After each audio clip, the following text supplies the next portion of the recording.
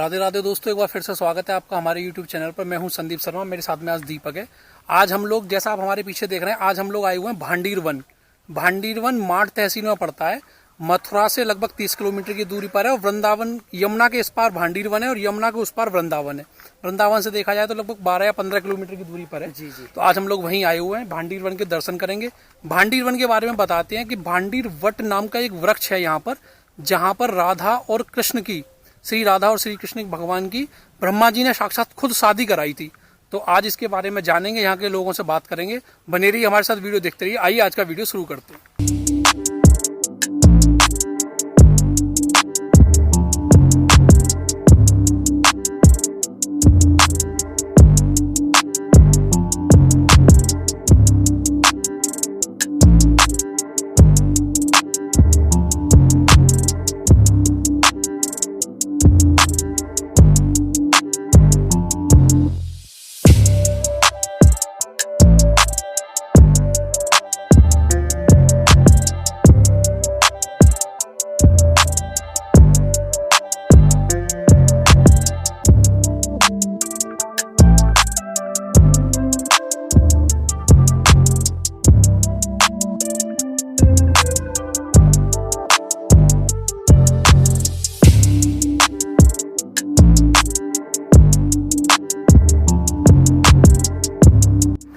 दोस्तों, भांडीर वन पहुंचते ही हमारी मुलाकात पंडित जी से हुई है।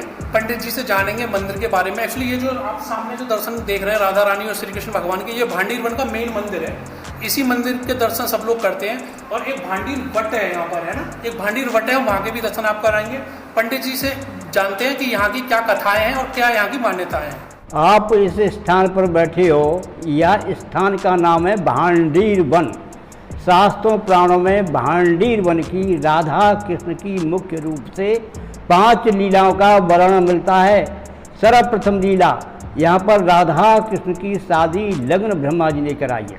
पूरे ब्रज में देखोगे कृष्ण के हाथ में बंसी मिलेगी, यहाँ बंसी नहीं है। शादी का विग्रह है, कन्हैया जी श्री जी की चुटकी लेके मांग भर रहे हैं, जैसे शादी के समय लड़का लड़की की मांग भरता है। जिस समय शादी हुआ है, ब्रह्मा जी पंडित बने हैं और नारद जी ने राधा रानी को कन्यादान दिया है।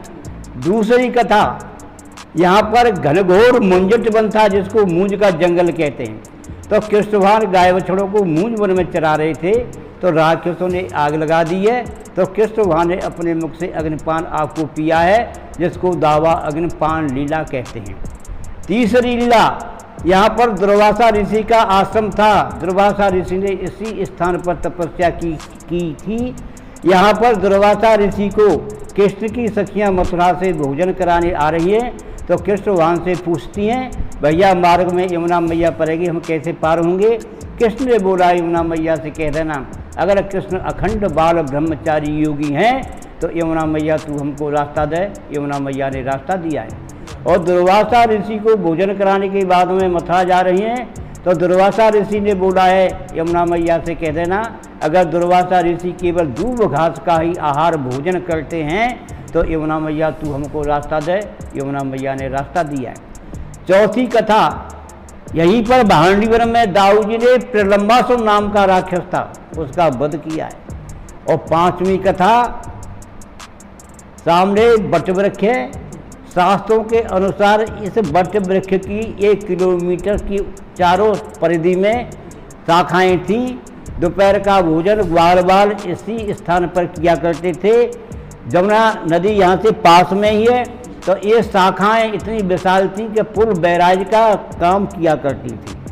तो पुल बैराज में जैसे आदमी चलते हैं, वैसे शाखाओं पर चलकर गोपियाँ इसी वट वृक्ष के नीचे दोपहर का ग्वाल वालों को भोजन कराया करती थी। इन 5 कथाओं का संक्षिप्त विवरण गर्ग संहिता पुस्तक में जो गर्गाचार्य द्वारा लिखी है।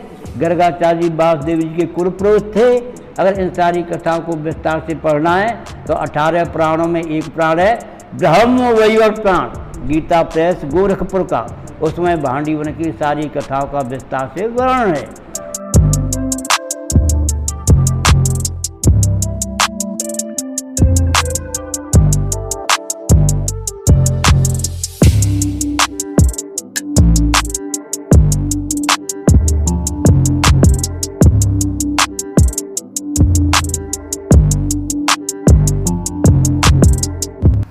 स्थान पर खड़े हैं आप, ये है भांडीर कूप जी। यद्यपि इस कूप का वर्णन 4 युगों का मिलता है। सतयुग में इस कूप का नाम मत्स्य कूप है, जब मत्स्य भगवान अवतार लेते हैं, जो मछली का अवतार हुआ है। मत्स्य भगवान को लेकर सत्यवत राजा इस कूप में एक घड़ी निवास कराते हैं। जब उनका शरीर बड़ा हो जाता है तो उनको अन्य नदी तालाब में ले जाया जाता है। त्रेता युग में इस कूप का नाम यक्ष कूप है, इसमें यक्ष का निवास रहता है। ये भांडीर वन जो यक्ष नगरी के नाम से है। ये कूप गुप्त हो गया था। द्वापर में इस कूप को कृष्ण भगवान ने बंसी से खोद कर प्रकट किया है। इस कूप को वेणु कूप भी कहते हैं, वेणु कहते हैं बंसी से। जी।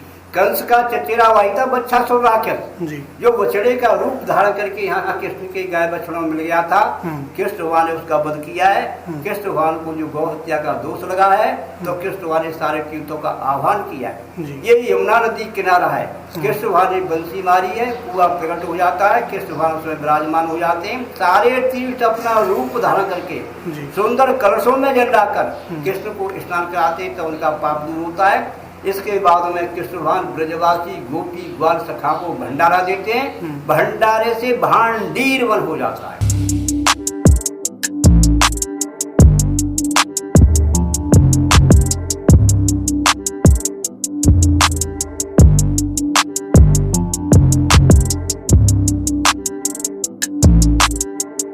दोस्तों कुएं के दर्शन करने के बाद अब हम चल रहे हैं वट वृक्ष के नीचे, जो भांडीर वट वृक्ष है, वट वृक्ष के पास चल रहे हैं। आपको वहां के दर्शन कराएंगे और जानेंगे वृक्ष के बारे में।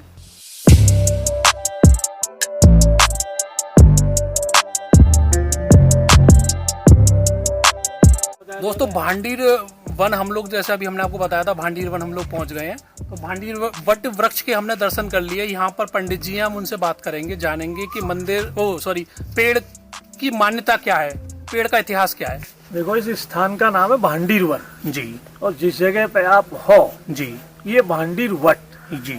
इस वट वृक्ष का ऐसा उल्लेख मिलता है शास्त्रों में, जैसे भागवत जी में। जी। भागवत जी के अनुसार कृष्ण काल में ये इतना विशाल होता था कि भगवान ग्वाल वालों सहित जी इसकी शाखाओं पर ही चढ़ करके जमुना जी को आर पार कर जाए। बहुत बढ़िया। तो इस वट वृक्ष के नीचे की कई लीला है। जैसे सर्वप्रथम यहाँ पे नंद बाबा की गोद में कान्हा जी आए हुए जी, और वो तो लीलाधारी थे ही। यहाँ आते ही एकदम मौसम को गड़बड़ किया है। दिन में तारे टिमटिमा रहे हैं, बिजली कड़क रही है, तूफान आया और उस दृश्य को देख के रो रहे हैं। तो नंद बाबा की गोदी में चिपक गए। तो नंद बाबा बोले, ये मेघमालाओं को देख के लाला जो डर रहा है। अब नंद बाबा यही कह रहे हैं, कोई बचाओ, कोई रक्षा करो, कोई रक्षा करो। तो नंद बाबा ने क्या देखा है, उस जो आंधी अंदर है ना, तूफान जी, उसमें से एक प्रकाश पुंज आ रहा है। उस प्रकाश पुंज को देखते ही नंद बाबा घबरा गए और एकदम आंख बंद कर ली, हे प्रभु अब ये क्या होने वाला है। आंधी तूफान में ऐसे हम यहाँ पड़े हैं जी, और पता नहीं ये क्या आपदा है, कोई पुल का पात होगा, तारा टूटेगा, क्या होगा, इस तरह कह रहे हैं। तो जैसे ही नंद बाबा ने फिर आंख खोली है तो राधा रानी को अपने सामने खड़ा पाया है। 16 वर्ष की अवस्था है और नंद बाबा उनको देख करके पहचान जाते हैं, क्योंकि गर्गाचार्य इनके कुल गुरु थे नंद बाबा। तो उन्होंने इनको जब कन्हैया का नामकरण किया था तभी बोल दिया था कि ये कोई सामान्य बालक नहीं है, पर परमेश्वर है। और इनका विवाह आज तक श्री राधा रानी के साथ भांडीर वन में ब्रह्मा जी कराए जी। और नंद बाबा इसको पहचान गए हैं तो राधा रानी को प्रणाम करते हैं और बोले, हे देवी, ये आपके प्राणनाथ हैं, इन मेघमालाओं को देख के डर रहे हैं, लो आप इन्हें संभालो। तो नंद बाबा से कन्हैया जी को राधा रानी ने अपनी गोदी में ले लिया है और नंद बाबा उन्हें गोदी में दे करके बोले हैं कि जैसे मैंने गर्ग मुनि जी के मुख से सुना था जी, वो समय आ गया है, आप अपना मनोरथ पूरा करें जी, और मनोरथ पूरा होने के बाद लाला को मैया को दे आना। ऐसा कह करके नंद बाबा अपना गायों की तरफ निकल गए हैं। श्रीमती श्री राधा रानी कन्हैया जी को लेकर इस स्थान तक आई हैं। यहाँ आते ही क्या देखती हैं, यहाँ बड़ा सुंदर मंडप का निर्माण हो रहा है जी, स्वतः ही भगवान की कृपा से बन गया है। और एक छोटी सी सैया जिसको पालकी बोलते हैं, उसमें मोती माणिक जड़े हैं, रतन मतन झलमला रहे हैं जी।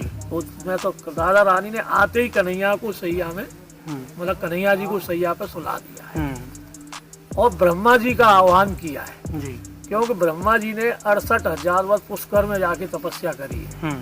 जब भगवान उनकी तपस्या से प्रसन्न भये हैं तो उन्होंने कहा है कि मैं वरदान मांगू कन्हैया जी से। मतलब भगवान ने ब्रह्मा जी से बोला है। तो ब्रह्मा जी ने उनसे ये कहा है कि मुझे राधा रानी के दर्शन कर, मुझे दर्शन करा दो। तो भगवान बोले भैया देखो, राधा रानी के दर्शन तो मैं भी स्वयं आपको नहीं करा सकता, क्योंकि अभी आपकी भक्ति परिपूर्ण नहीं हुई है। दूसरा समय आने पर ही राधा रानी के दर्शन होंगे। तो इस बात को राधा रानी को मालूम था। तो राधा रानी इसलिए ब्रह्मा जी का आह्वान किया है। अब जैसे यहाँ ब्रह्मा जी आए हैं तो कन्हैया जी ने राधा रानी से, ब्रह्मा जी ने मतलब आकर के दोनों की स्तुति करी है। स्तुति करने के बाद उनकी स्तुति पूरी हो गई है, उनके चरणों में लेटे हुए हैं। तो कन्हैया जी राधा रानी से कह रहे हैं आपको वो गोलोक धाम वाली बात याद है? राधा रानी बोले हाँ याद है। बोलो ठीक है, तो आज वो मनोरथ पूरा हमारा होगा। ब्रह्मा जी आई गई। तो ब्रह्मा जी ने यानी भांडीर वट के नीचे जी राधा और कृष्ण का जुगल विवाह करा दिया। जय हो। और दोनों का विवाह कराने के बाद श्री जी का अपने हाथ से कन्यादान दिया और दोनों को आशीर्वाद दे करके जा रहे हैं। तो कन्हैया जी ने उनको रोका है और रोक करके कहा है कि ऐसा है कि आप की दक्षिणा स्वरूप क्या लेंगे। क्योंकि देखो कोई भी कार्यक्रम करो, जब तक आचार्य पंडित को दक्षिणा न मिल जाए तब तक उस काम को सफल मत मानो। तो ब्रह्मा जी ने कहा है कि हमें तो आपकी चरणों की भक्ति चाहिए, हमें और कुछ नहीं चाहिए। तो राधा रानी उनको तथास्तु का वरदान दिया। महाराज जी, अब मैं आपसे निवेदन करूंगा कि आप जरा वहाँ पे चल के एक बार हमें थोड़ा बता दें कि कैसा क्या मतलब वृक्ष की मतलब क्या क्या शाखाएं और वो सब चीजें हैं। देखो ये तो जब वृक्ष में गठबंधन का भाव है जी। जैसे गांठ जोड़े ना फेरा टाइम पे लड़का लड़की को, हाँ। तो ये गठबंधन है जी। ये दोनों को हस्तमेलन है जी बिल्कुल साहब। और ये 4 खंभे का मंडप है। बहुत ये जब वृक्ष में देखने की भाव है। बहुत सुंदर। पंडित बहुत बहुत धन्यवाद, आपने इतनी सब जानकारी दी और हमारे जो दर्शक हैं उनकी तरफ से भी मैं आपका बहुत धन्यवाद। राधे राधे। राधे राधे। ओके दोस्तों, आज हमने आपको दर्शन कराए भांडीर वन के, जो मथुरा से लगभग 30 किलोमीटर और माठ क्षेत्र में पड़ता है। तो भांडीर वन के दर्शन हमने आपको कराए, यहाँ के जो लोकल लोग थे उनसे आपकी बातें कराई। मैं उम्मीद कर रहा हूँ आपको वीडियो पसंद आया होगा। अगर हमारा वीडियो आपको पसंद आया हो तो वीडियो को लाइक करें, अपने दोस्तों के साथ शेयर करें और जाते जाते हमारे चैनल को सब्सक्राइब करना ना भूलें। Thank you so much. जय हिंद, जय भारत।